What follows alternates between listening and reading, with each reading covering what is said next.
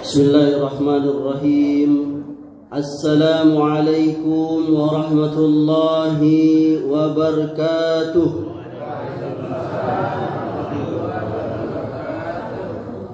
Alhamdulillahi hamdan katsiran tayyiban mubarakan fi kama yuhibbu rabbuna wa yarda.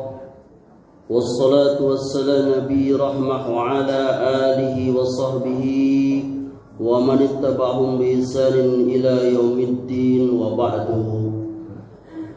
Ayahanda dan ibunda serta saudara dan saudariku dan anak-anak sekalian jamaah salat subuh Masjid Al-Mujahidin yang saya cintai dan saya muliakan. Alhamdulillah, kita bersyukur kepada Allah Subhanahu wa taala.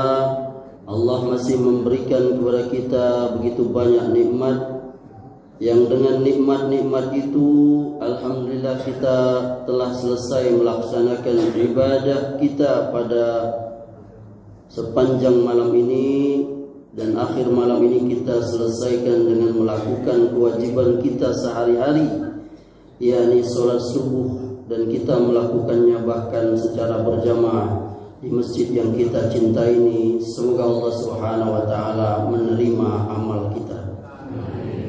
Salawat beriring salam kita sampaikan kepada Nabi yang kita cintai, Muhammad sallallahu alaihi wasallam. Nabi uswatun hasanah kita, suri teladan kita, dan semoga Allah kumpulkan kita bersama beliau dan saudara-saudara kita kaum muslimin di surga nanti.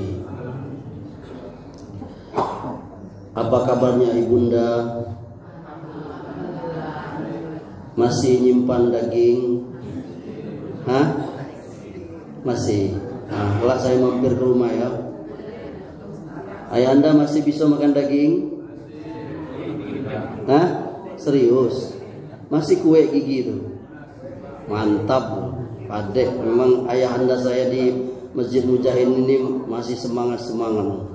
Sholat subuh aja Masya Allah rame. Saya senang masjid ini ya. Semoga jadi barokah bagi komplek kita ini ya. Komplek Dolok ya. Masya Allah.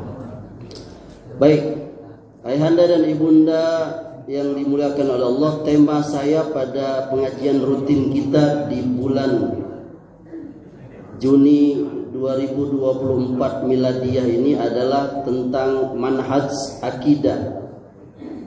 Ya, ini kita akan berbicara tentang firqah atau kelompok-kelompok di dalam Islam. Seingat saya, pembahasan ini di masjid yang saya cintai ini, yang firqah yang sudah pernah saya bahas itu adalah Syiah ya, kalau nggak salah saya bagikan buku dari MUI itu ya. Ada Bahai, saya pernah bahas juga. Kemudian Ahmadiyah, saya pernah bahas di masjid ini. Juga tentang Al-Zaitun ya terakhir ya. Waktu itu viral ya. Maka pada kesempatan kali ini saya juga akan membahas satu firqah yang ada di dalam agama kita atau kelompok yang ada dalam agama kita, dan bahkan dia menjadi salah satu usulul firaq, yakni asal dari para firqah-firqah itu. Kita akan berbicara tentang satu firqah tersebut.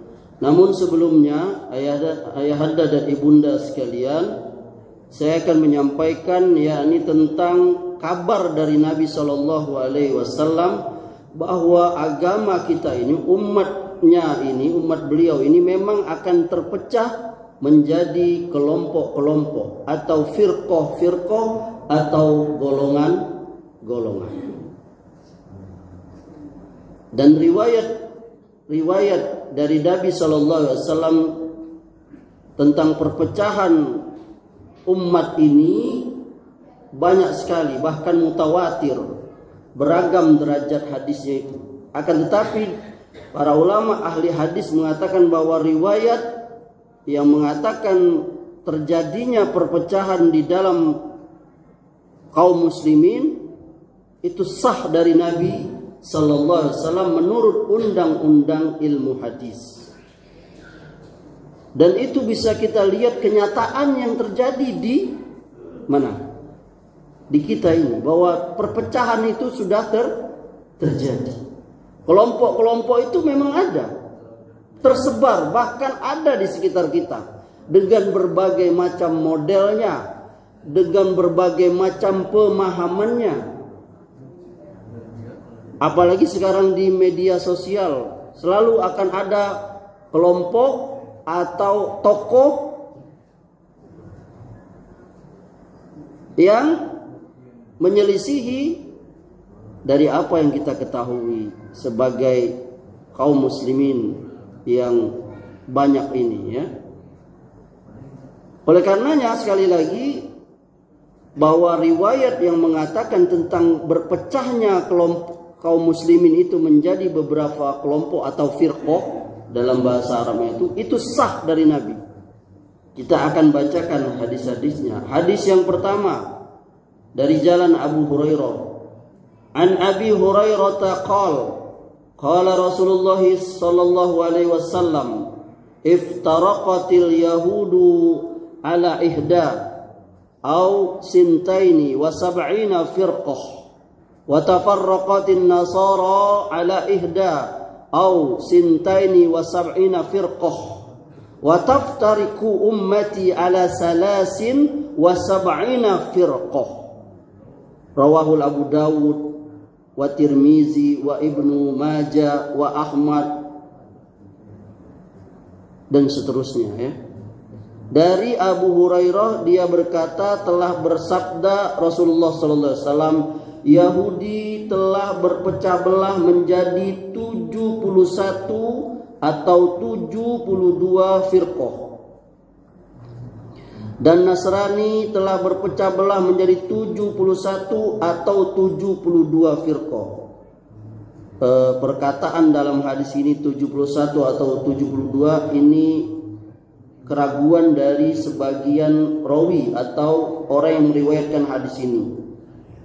Menurut hadis yang lain yang benar itu yakni Yahudi terpecah menjadi 71, Nasrani 72 firqah.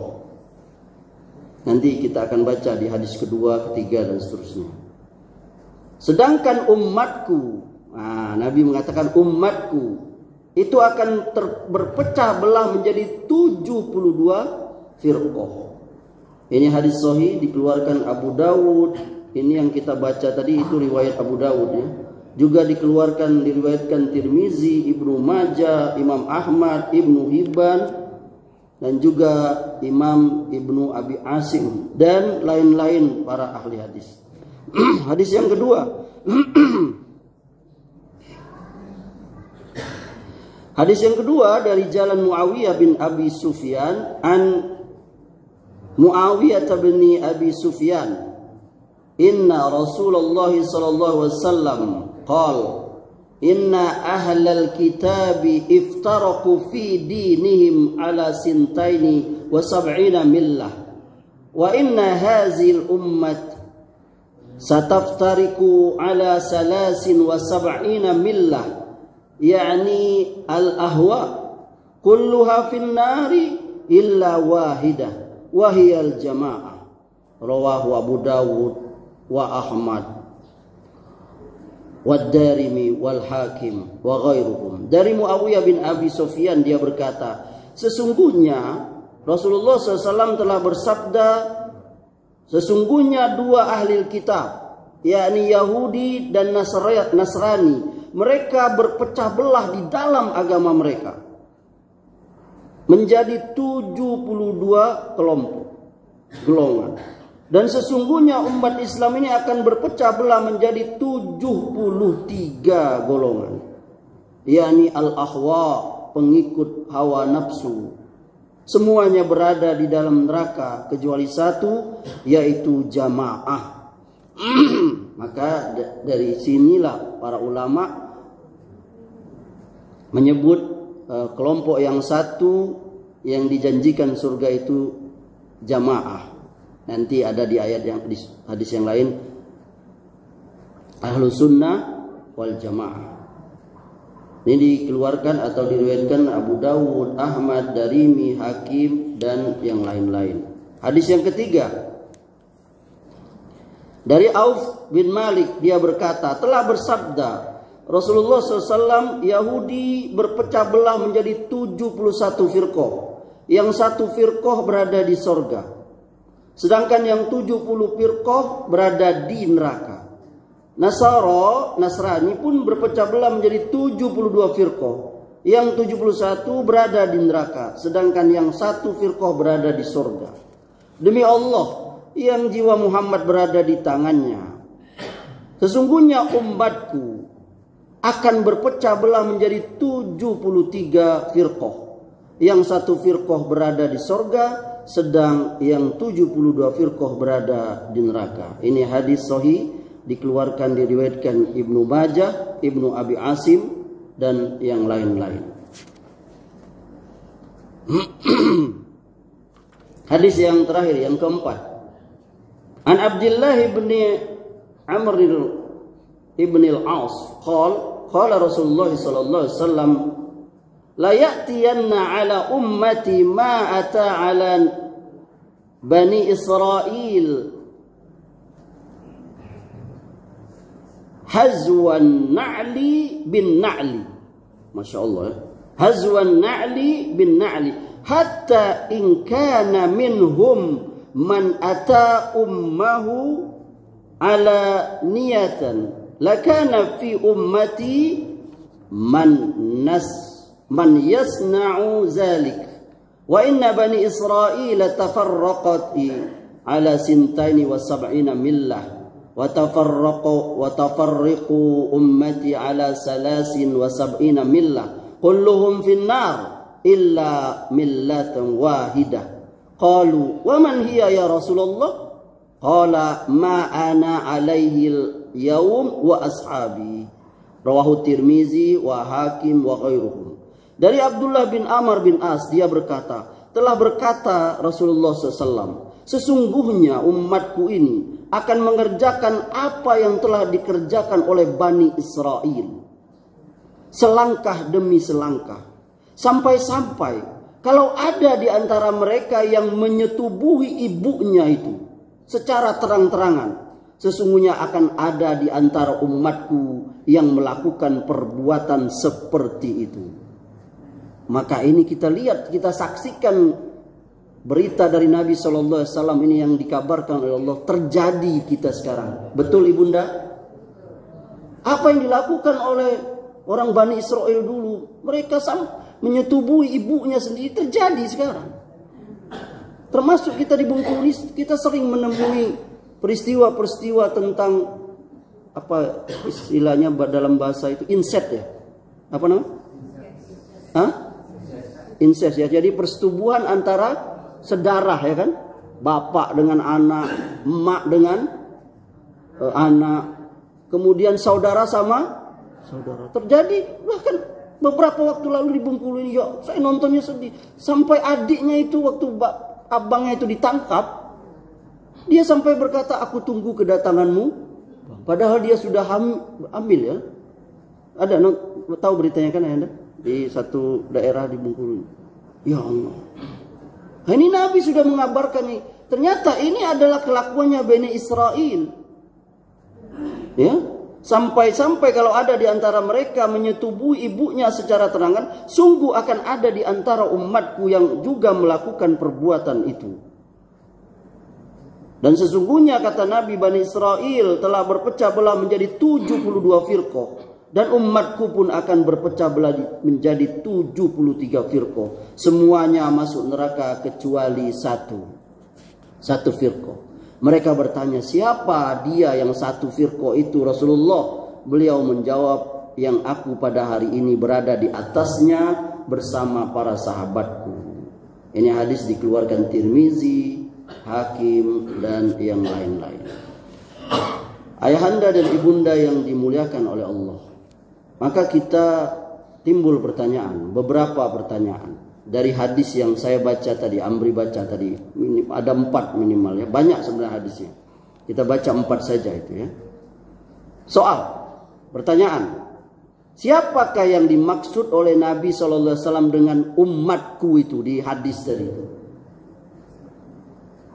Ketika Rasulullah SAW diutus, umat itu terbagi dua. Alhamdulillah datang kopi. Alhamdulillah datang teh.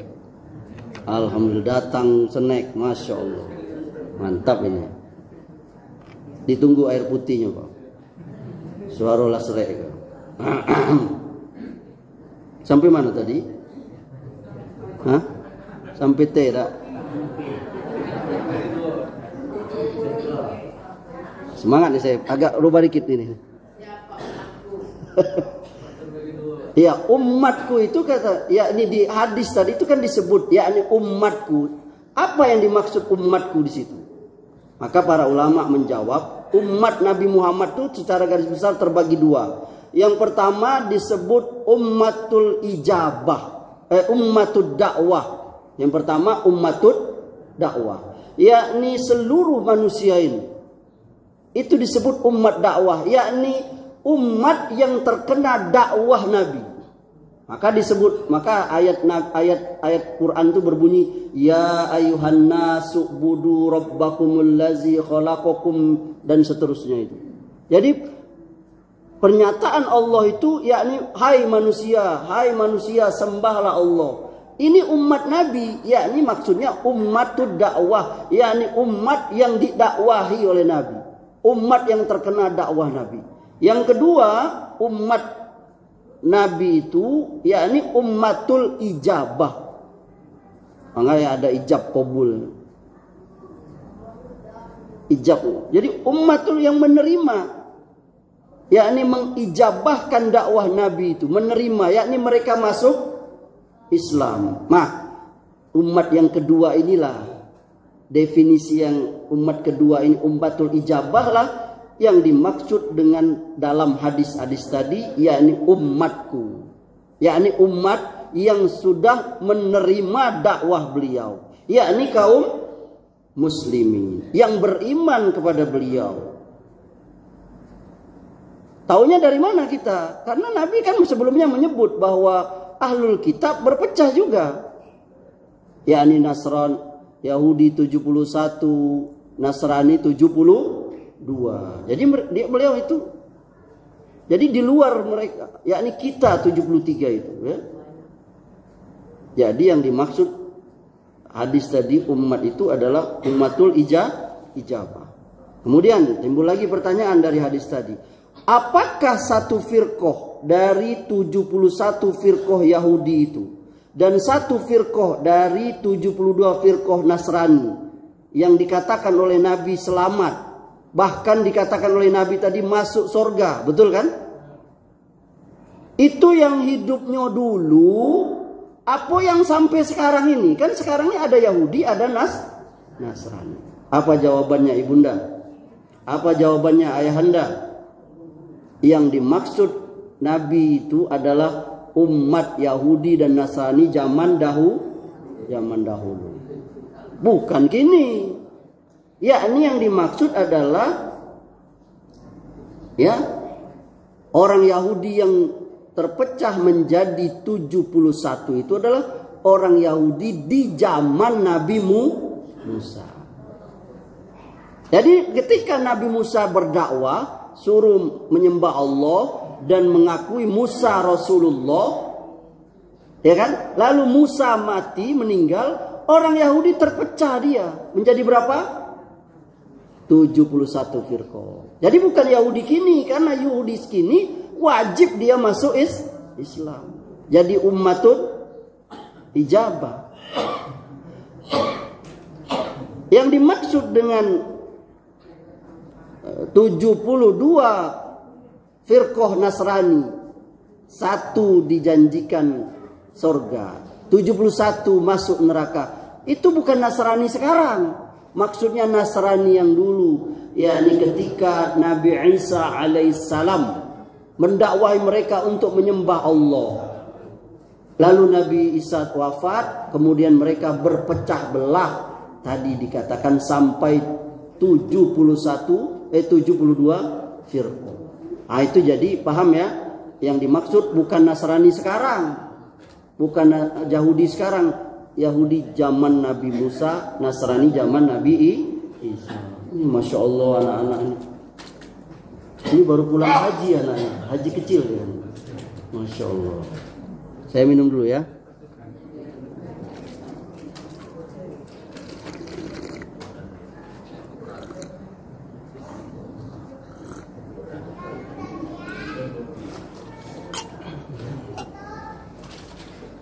Ya, jadi saya ambil ulangi Bunda. 71 itu yakni kaumnya Nabi Musa, orang Yahudi. 72 itu yakni Nasrani, kaumnya Nabi Isa. Sedangkan orang Yahudi Nasrani sekarang wajib masuk Islam. Seperti siapa? Seperti Najasyi. Ya. Najasyi itu kan awalnya agama Kristen. Raja Ethiopia. Dikirim surat oleh Nabi masuk Islam. Akhirnya dia masuk Islam. Ada juga sahabat namanya Abdullah bin Salam. Ini bahkan tokoh, bahkan ulama orang Yahudi. Tapi dia masuk Islam. Tidak hadir dalam ingatan saya nama aslinya itu. Tapi yang jelas dia namanya Abdullah bin Salam. Ya. Kemudian juga ada sahabat namanya Adi bin Hatim dan juga sahabat Tamim Ad-Dari yang kisahnya itu terkenal bulan puasa kemarin. Saat Nabi berkata, makan dan minumlah kamu sampai jelas benang putih dari benang hitam. Ditaruh nyonian benang putih sampai benang hitam itu. Makan minumlah sampai jelas beda benang putih. Artinya harilah siang. Ini nih apa namanya? Tamim Ad-Dari ini, Adi bin Hatim. Lalu Nabi sampai, itu makan terus ya Rasulullah. Kata Nabi, salah. Yang dimaksud benang putih, benang hitam itu gelap malam. Yang dimaksud benang putih itu adalah fajar terbit. Oh, baru paham dia. Kemudian ada juga Salman Al-Farisi, ya kan? Salman Al-Farisi itu agama orang Farsi zaman dulu. Persia itu menyembah api. Dia masuk Islam lama. Coba ibunda nanti baca perjalanan Salman Al-Farisi, sahabat mencari agama Islam itu, Masya Allah. Ya, jadi mereka harus masuk. Sedangkan Yahudi dan Nasrani yang sekarang ini, kalau dia tidak ikut dakwah Nabi, masuk neraka dia. Ayatnya banyak. Yang kita hafal, innallazina kafaru min ahlil kitab wal musyrikin fi nari jahannam khalidina fiha ulaika hum syarrul bariyah. Sungguhnya orang-orang kafir dari ahlul kitab, tadi ahlul kitab Yahudi Nasrani, tempat mereka itu neraka jahannam. Khalidina fiha, mereka kekal dalamnya selama-lamanya. Ulaika hum syarrul bariyah, mereka itu seburuk-buruk makhluk. Ini dalilnya ini. Banyak juga dalil yang lain. Ya, tadi orang Yahudi Nasrani itu pasti masuk neraka kalau mereka mati. Jadi apa hukumnya Ustadz? Kalau ada orang meninggal, orang Nasrani tetangga saya meninggal, boleh tak saya mendoakan dia? Tidak boleh doakan dia. Karena dia mati dalam keadaan kafir. Tidak boleh lagi. Nabi nggak lagi doain pamannya waktu pamannya sudah meninggal. Waktu masih hidup pamannya Abu Thalib suruh masuk Islam. Jadi kalau ada tetangga kita meninggal, tidak boleh kita doain dia semoga dapat rahmat ya. Kalau udah mati masuk neraka kata Allah. Tapi boleh tidak datang Ustaz? Boleh. Hanya sebatas sebagai manusia. Boleh tidak ngasih kesabaran kepada keluarganya yang ditinggal? Boleh. Sabar. Sebatas itu. Tapi tidak boleh kita mendoakan semoga dia dapat rahmat ya. Semoga dia masuk surga ya. Ya. Gak boleh, ini akidah ini Bunda. Amri ngajar akidah nih, lagi ngajar akidah nih. Ini sekarang diajar kita nih. Sibuk nih orang-orang nih nyebarin itu. Apa? Salam dari dulu, dari kecil, saya kecil gak ada salam-salam kayak gitu tuh. Salam kita cukup assalamualaikum. Gak ada tambahannya salam sejahtera, Om Swastiastu, Namo Buddhaya, salam kebajikan, ada kebanyakan. Itu untung 6 agama. Coba kalau 50 agama, nggak selesai ceramah salam satu-satu. Zaman dulu, ada dulu, zaman Soeharto dulu, sekeras-kerasnya beliau, nggak ada nih. Bukan Assalamualaikum warahmatullahi wabarakatuh. Ini kok kita ini paling toleran lah agama Islam di Indonesia. Nggak ada kita aman. Itu di Bengkulu aja tuh gereja sebelahan dengan masjid apa tuh? Istiqomah di Tebing, ya kan? Aman aja, tidak ada kita lempar batu, tidak boleh. Di Jakarta katedral seberangnya biasa aja gitu. Jadi biasa. Bertetangga Ustaz dengan orang non-Muslim boleh, gak apa-apa.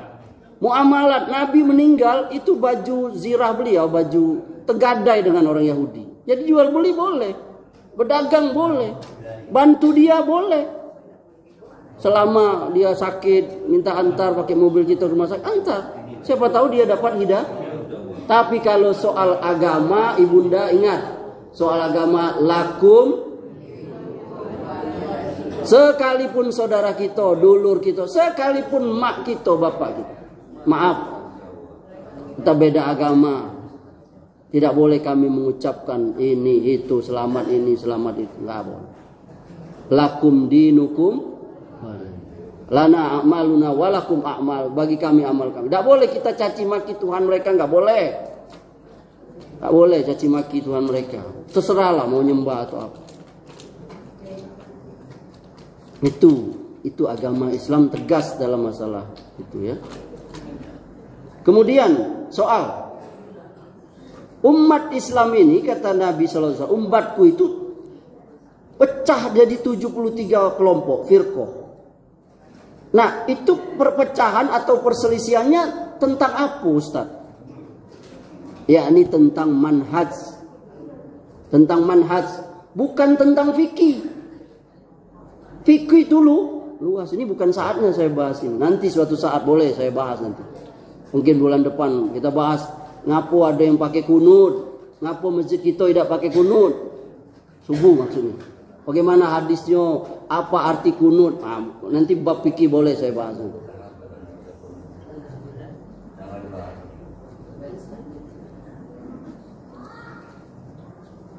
Nah, bukan itu. Itu mazhab Syafi'i, Maliki, Hambali dan banyak yang terkenal 4 mazhab itu. Mazhab itu kan pendapat ulama. Banyak. Bukan itu, tapi yang kita bicarakan ini tentang manhaj. Bukan tentang cabang, ini tentang perselihan. Apa itu manhaj, Ustaz? Manhaj itu cara beragama. Bagaimana cara kita beragama? Kita beragama itu apa pakai akal? Atau kita beragama nurut nenek moyang? Nenek moyang kita bilang, kalau kau bernazar, kalau kau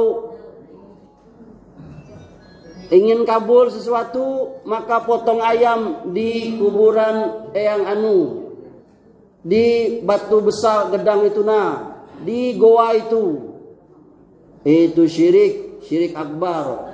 Kau potong kerbau, buang kepala kerbau itu di mana? Ke laut, supaya Nyai Roro apalah tidak ngamuk, supaya panen ikan di jala banyak. Potong kerbau, buang kepalanya di sawah, supaya Dewi, ada yang namanya Sri, kelak Sri malah pula. Nah, itu Sri itu nama Dewi rupanya. Makanya sebaiknya nama Sri itu tidak pakai lagi ya. Sri, Dewa, Dewi, Wisnu, Brahma, itu nama Tuhan orang mereka. Gak ada itu. Ada orang Islam yang bid'ah itu.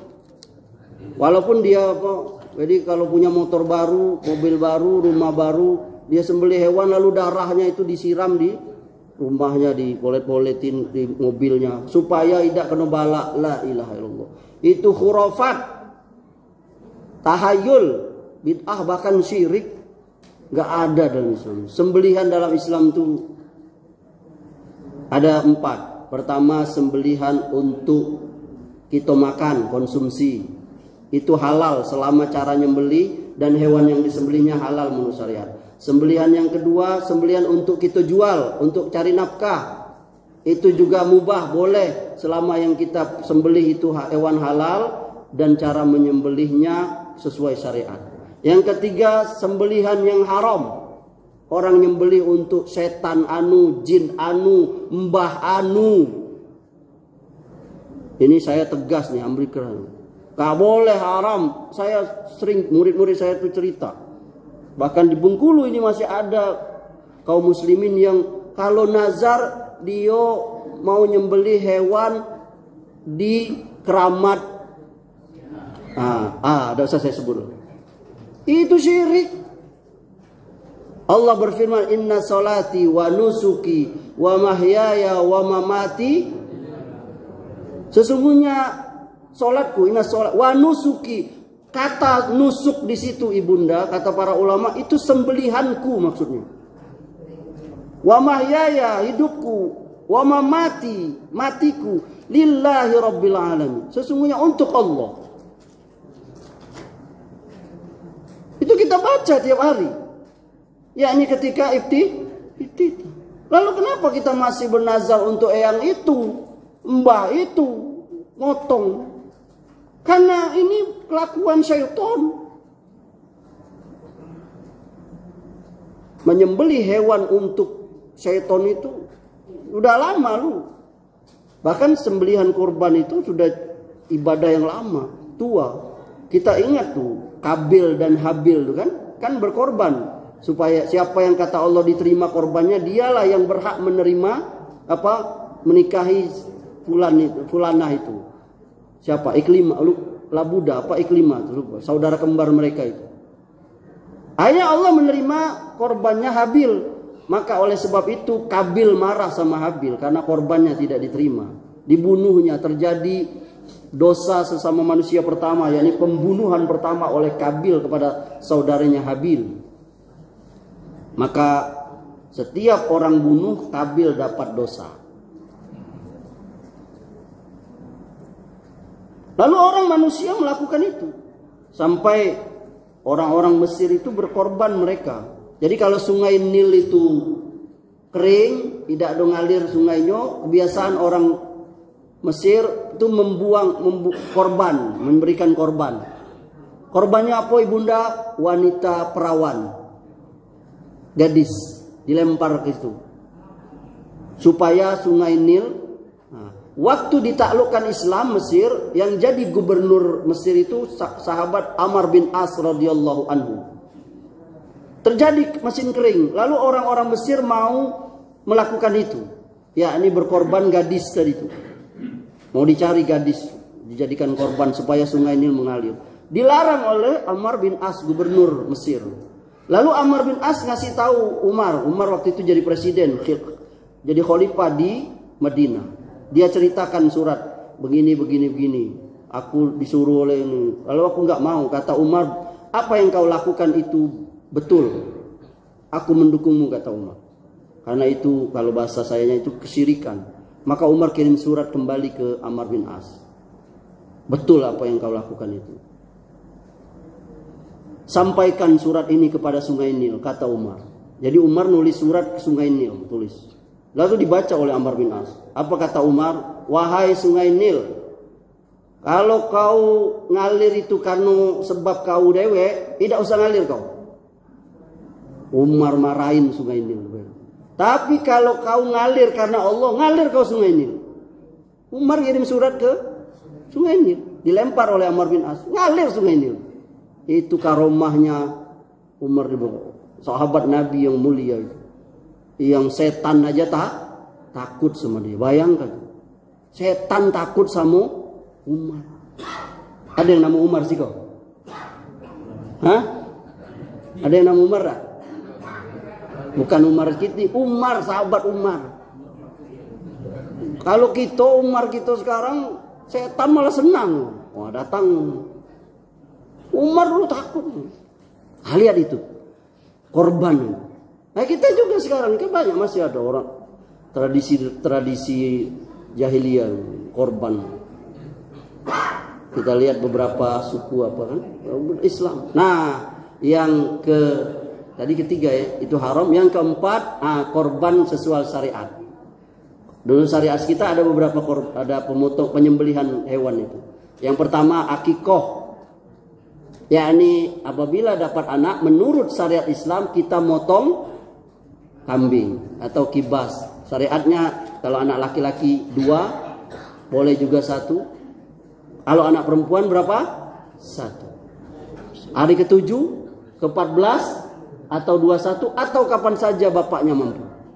Sampai anak itu belum akil balik dan seterusnya. Dari bab fikih. Ada yang namanya nazar. Ini nazarnya karena Allah. Ya, dia berjanji, ya Allah, kalau sembuh aku nih, sakit aku nih, gatal-gatal aku nih, aku mau ngundang motong ayam 10 ekor, ngundang Ustadz Amri ke jamaah Al-Mujahidin. Itu wajib itu. Nazar ini sebenarnya gak syariat yang tidak dianjurkan oleh Nabi. Karena Nabi bilang nazar ini gawe orang pelit. Yakni dia minta dulu gajian baru begawi. Tapi kalau sudah berjanji nazar wajib diamalkan. Kalau diterima anak aku begawe, aku akan motong kambing berapa? Berapa ibunda? Serius ibunda? 5 misalnya. Kalau anakku dapat jodoh dilamar orang, aku nazar akan motong kambing 3 ekor. Gedang-gedang undang jamaah masjid Mujahidin misalnya. Maka wajib. Nah yang ketiga, pemotongan hewan, penyembelihan hewan, korban Idul Adha itu. Nah itu syariat kita. Jadi menyembelih itu karena Allah. Dalilnya inna a'toina kal kausar fasholli li rabbika wanhar inna syani'aka. Sungguhnya aku sudah memberikan nikmat kepadamu yang sangat banyak, maka dirikan sholat dan potonglah korban. Sesungguhnya orang yang membencimu dialah yang terputus. Surah Al-Kausar ayat 1-3. Bismillah. Semoga Allah Subhanahu wa taala menerima amal korban ayahanda dan ibunda. Dan Allah beri kemampuan kita semua untuk berkorban nanti di tahun depan. Dan saya juga dapat bagian dari masjid ini. Alhamdulillah. Kemarin saya ditelepon oleh Kang Dedi. Mana Kang Dedi? Ustaz, bagaimana Kang Dedi? Adakah jatah dari saya buat saya? Ada Ustaz, datanglah, datang saya. Banyak saya lihat wajah-wajah yang itu syariat Islam, mengalir darah. Jadi jangan main-main loh, itu syariat Islam itu. Menyembelih hewan itu karena Allah, dagingnya barokah, makan sebagiannya kata Allah. Sebagiannya sedekahkan orang miskin, sebagiannya berikan hadiah kepada orang yang kamu sukai, yang kamu mau. Ini syariat Islam, bukan untuk setan. Kalau yang ketiga tadi untuk setan haram dimakan. Maka kalau ada orang-orang non-muslim, misalnya agama Konghucu, ada dia mempersembahkan ayam goreng ditaruh di kuburannya, itu gak boleh dimakan, haram. Haram. Kalau lah telanjur Ustadz dulu waktu kecil, dah apa-apa lah, dah tahu kan. Tapi Ustadz, kalau selain sembelihannya boleh tak kita makan? Boleh. Misalnya ada orang non-muslim itu dia buang sesaji ya. Sesaji lah, sesajen. Dalam bentuk buah-buahan, kue, itu boleh itu kata para ulama. Itu seperti barang yang dibuang oleh orang yang punya, yang dia tidak butuh lagi. Boleh tidak diambil? Boleh, sama kayak tukang keruntung itu. Ibunda sudah buang plastik, plastik bekas aqua, plastik apa. Kan oleh keruntung diambil. Boleh tak? Boleh, tak mungkin ibunda marah. Jangan diambil itu. Misalnya tak. Sebagiannya boleh bunda. Nah samalah seperti itu. Tapi kalau sembelihan nggak boleh, haram selamanya. Sembelihan, salah satu sembelihan yang diharamkan itu sembelihan yakni untuk selain Allah. Nggak boleh dimakan apapun itu. Bahkan kita baca riwayat itu Ada 2 orang laki-laki lewat suatu negeri zaman Bani Israel. Yang siapa lewat negeri itu wajib mempersembahkan korban. Wajib mempersembahkan korban. Lewat 2 orang itu. Yang pertama lewat. Lalu kata orang negeri itu, kau wajib mempersembahkan 1 hewan korban. Kata yang pertama, tidak ada aku punya. Tidak ada aku punya. Mana ada aku korban? Apa ada korban? Berkorbanlah kau walau seekor lalat. Orang yang pertama dikorban dia ini. Motong lalat untuk berhala itu. Dia selamat. Tapi akhirnya dia masuk neraka. Orang kedua lewat lagi. Begitu juga dia. Kau mau lewat sini, nggak selamat dah kau. Kau harus serahkan korban. Aku tidak ada hewan korban aku. Walaupun kau sembahkan seekor lalat. Kata orang tadi, dia orang beriman. Walaupun seekor lalat aku tidak akan mau. Untuk apa aku? Ini sembelihan untuk berhala. Akhirnya dia dibunuh, dia masuk surga. Jadi jangan anggap remeh. Jadi ada orang yang masuk neraka gara-gara lalat. Ada orang masuk surga gara-gara lalat. Perbedaannya tentang yakni korban itu untuk siapa. Ingat ayahanda, ibunda, darah, daging dan tulang-tulang itu tidak menyampaikan kata kepada ridho Allah. Yang menyebabkan ridho kepada Allah itu adalah ketakwaan kita. Yakni bagaimana Ibrahim alaihissalam mampu mengalahkan cintanya sesudah lama tidak dapat punya anak. Ketika datang Ismail, datang cintanya, masuk cinta Ismail ke hatinya itu, bersaing. Allah nguji Ibrahim, di mana cinta Ibrahim, denganku atau dengan Ismail anaknya ini, yang lama dinantinya ini. Sembelih 3 kali 3 malam mimpi berturut-turut Ibrahim potong. Maka Ibrahim membenarkan mimpi dari Allah itu. Lalu dipanggilnya itu anaknya. Wahai anakku, kurang lebih seperti itulah cerita yang sudah kita kenal masyhur ya. Aku, bagaimana menurut pendapatmu? Kata Ismail, dia anak yang soleh, takwa. Kata Ismail, kalau memang itu perintah Allah, abi laksanakan. Andai kata syariat nyembeli anak ini benar-benar, niscaya kita tak ada yang sanggup mengamalkan. Ustadz juga samu. Begitu saya ngecek ke anak saya, nak, kau disembelih ini. Kata anak saya, ngapa dah ayah aja sembelih? Ayah bela dedek sembelih. Lihat, hebatnya Ibrahim. Khalilullah, kekasih Allah. Yang dari Ibrahim itu banyak nabi-nabi keturunannya. Termasuk Nabi Muhammad SAW. Itu keturunan Ibrahim. Yang syariat kejadian napak tilas Ibrahim lah itu jadi apa? Jadi orang haji itu. Ayahanda yang sudah pergi haji. Kita yang sudah pergi haji itu.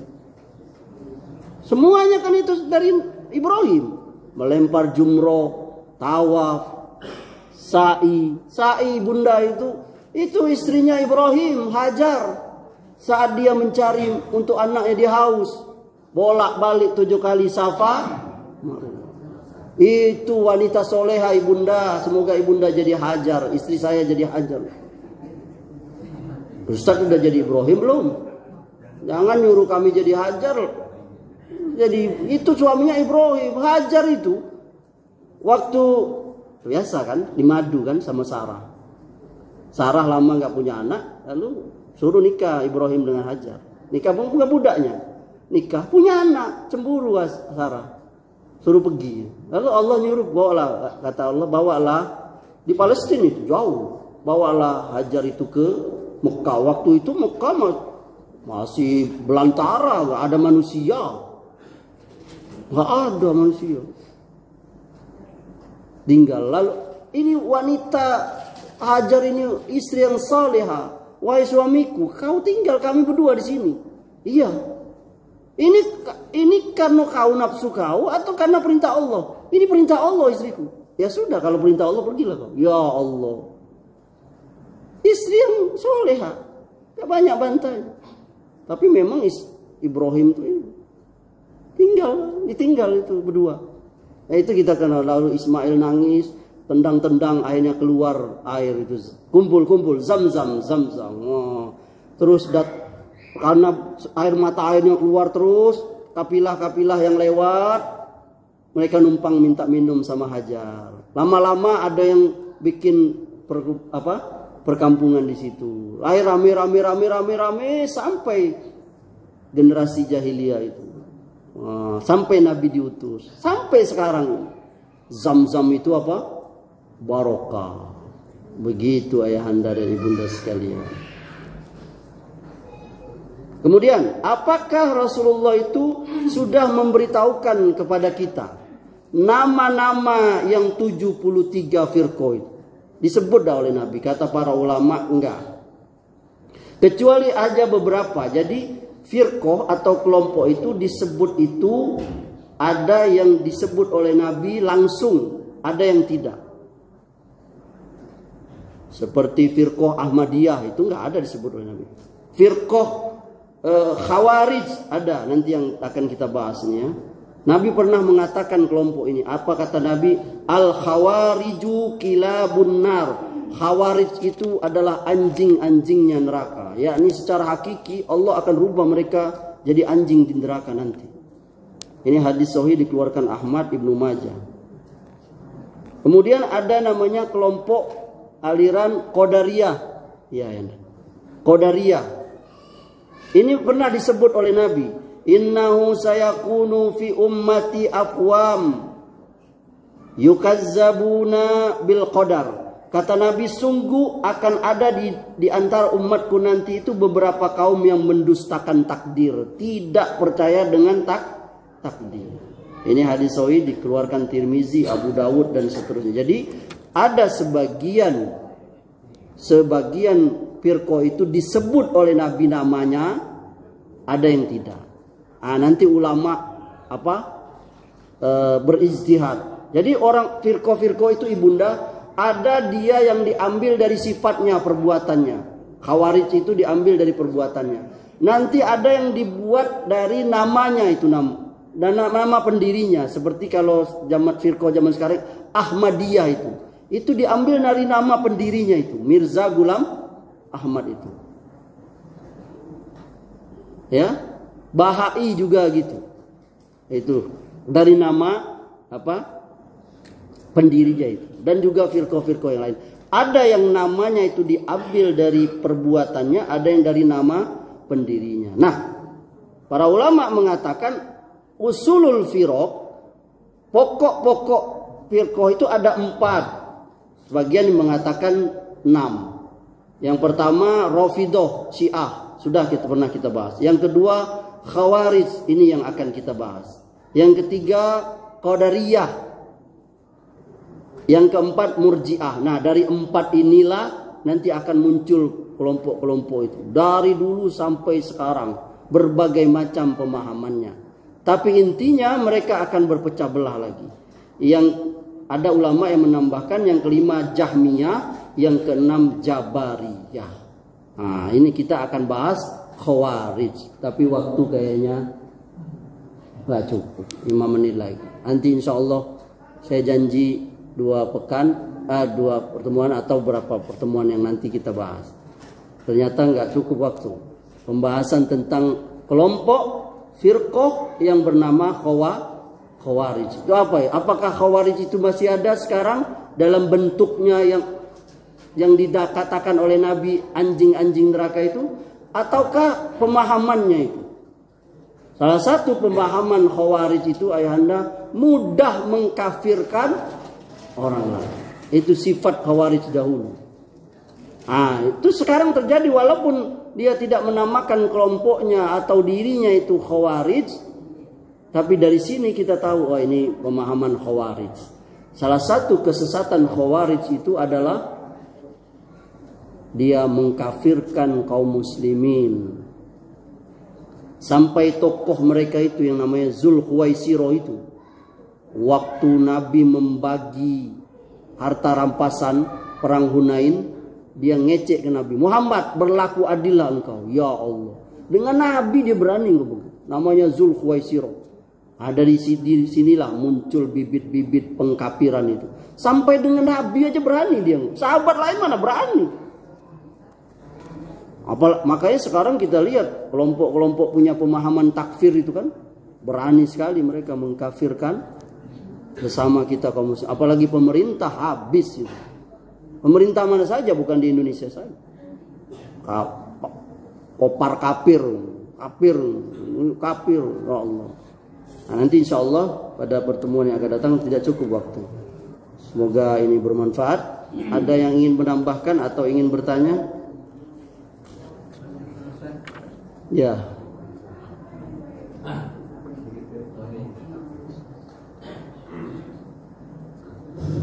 Sampai sekarang katanya nggak ada suara Pak. Bagaimana dengan Bandung Zaitun, Pak? Bandung Zaitun apa itu? Apa itu termasuk firqah? Iya, itu termasuk firqah. Dan para ulama sudah mengeluarkan fatwa. Walaupun kita tidak menjustifikasi per individunya, ya. Yang kita bahas ya ini tokohnya itu. Siapa? Panji Gumilang. Tapi saya kabar terakhir saya nggak tahu bagaimana. Tapi kan ulama Pak MUI terutama, saya juga hanya menukil saja, bukan saya pribadi mengadakan pendidikan. Saya punya kitab yang membahas mereka ada, bahkan kitab mereka itu saya punya. Jadi pembahasannya itu ada beberapa penyimpangan, dan saya ingat beberapa bulan yang lalu saya pernah bahas di masjid ini karena waktu itu lagi viral. Nanti bisa dilihat di YouTube, saya ada. Masuk itu firqah. Dan firqah itu ada yang sudah tua umurnya kayak Khawarij, dan dia secara ini nggak ada lagi, tapi pemahamannya masih ada sampai sekarang. Diikuti orang, sama kayak kelakuan Qabil membunuh saudaranya. Orang sekarang walaupun namanya bukan Qabil, tapi ada yang ngikuti gawe Qabil, yakni membunuh orang. Nah, sama seperti itu. Jadi ada kelompok itu yang sifatnya dulu seperti Syiah, Khawarij, Mu'tazilah, Jahmiyah, Jabariyah, Qadariyah, dan seterusnya. Ada yang dia sekarang munculnya belakangan. Ada yang kelas Indonesia. Tadi tuh Al-Zaitun. Kemudian apa lagi? LDII, Islam Jamaah, ya kan? Itu kelas apa? Kelas Indonesia. Dan juga yang lain-lain. Nanti lihat saja fatwa-fatwa ulama Indonesia, terutama MUI, tentang aliran-aliran yang ada di Indonesia. Sebagiannya ada dia membawa pemahaman apa baru, ada yang mengikuti pemahaman yang lama. Ada yang dia individu, ada yang sudah kelompok. Di Indonesia lebih banyak lagi tuh. Kalau saya termasuk suka melakukan penyelidikan, membaca, menonton, membeli buku, misalnya tentang firqah-firqah yang ada di Jawa itu, apa namanya? Kejawen. Kejawen itu puluhan itu, berbagai macam firqahnya itu, dan sebagiannya memakai label Islam. Dan saya coba anda buka aja di YouTube kejawen itu. Ada yang dia ditanya, bagaimana syariat anda menurut Islam? Oh, kami ada puasa. Oh, kami ada zakat, tapi tidak ada sholat. Sesat dah itu. Sesat dah ibunda. Sesat. Nabi mengatakan Islam itu 5. Syahadat, sholat, zakat, puasa, haji. Dia cuma 2. Yakni puasa dan zakat. Nggak ada dia sholat. Ada lagi yang perlu diluruskan tuh. Yakni ada misalnya aliran wetu telu. Yakni sholatnya cuma berapa? 3. Jadi banyak itu. Jadi kalau mau dihitung satu persatu banyak. Ibunda bisa nonton di YouTube aja. Aliran apa banyak. Apalagi di Jawa itu paguyuban ini, berbagai macam cara sembahyangnya pun beda dengan kita. Iya kan? Cara sembahyangnya tuh ada yang sila, ada yang nyampur dengan kita. Apa nama istilah itu? Yakni wihdatul adyan, pencampur adukan cara ibadah masuk Islam itu di situ. Hati-hati ya, ibunda. Ada lagi? Ya. Assalamualaikum warahmatullahi wabarakatuh. Waalaikumsalam.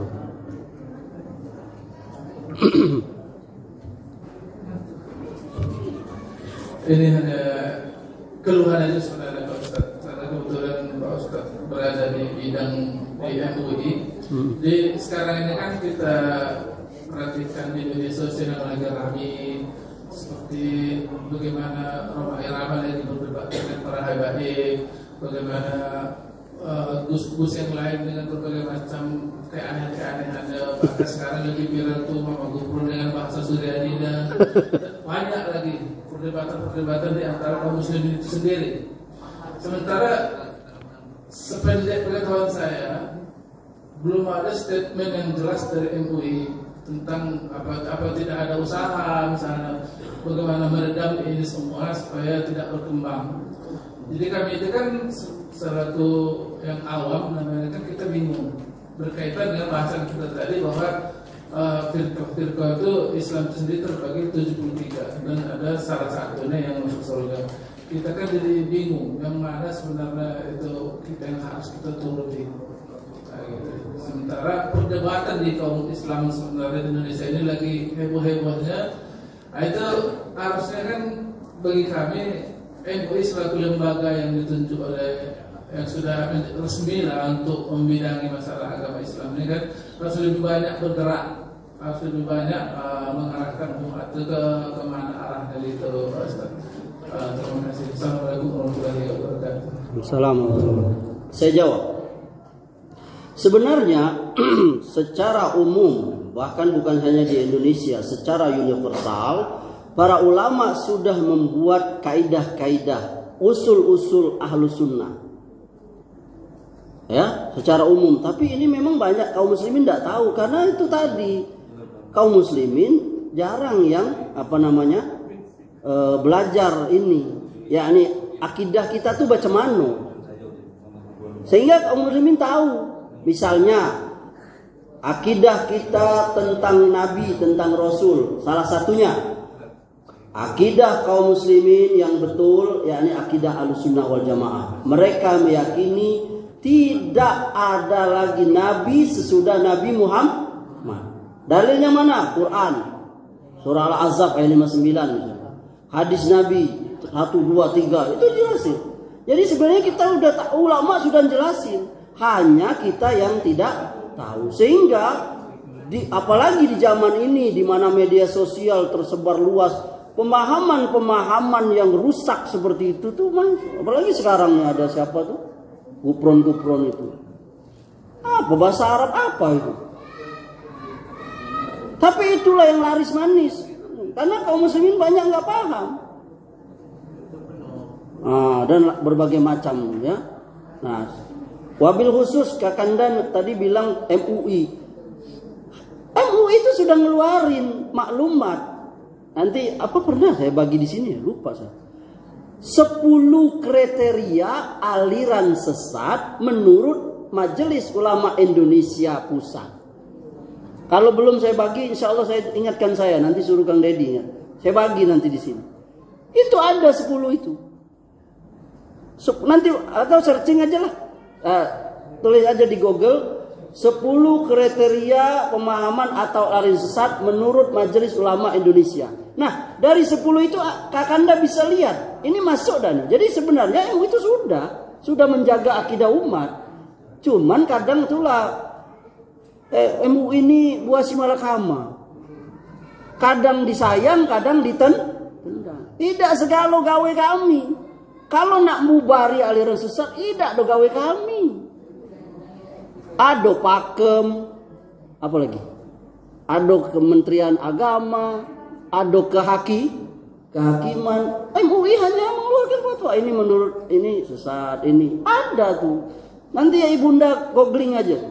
10 kriteria aliran sesat menurut fatwa Majelis Ulama Indonesia tahun 2014, lupa saya. Sudah itu 1, 2, salah satunya yang Amri ingat tuh ibunda, ya ini kriteria sesuatu mengaku nabi menjadi apa? Ada nabi sesudah Nabi Muhammad. Itu masuk itu. Ada 10 itu. Pas itu. Jadi nggak susah-susah kaum muslimin. Lihat aja di situ. Nah, berarti ada salah satunya lagi menolak syariat Islam. Oh, ini tidak ada sholat. Ini masuk itu. Jadi sebenarnya MUI itu sudah memberikan, hanya kadang tidak sampai ke sosialisasinya itu. Nah, memang sosialisasinya itu perlu bantuan.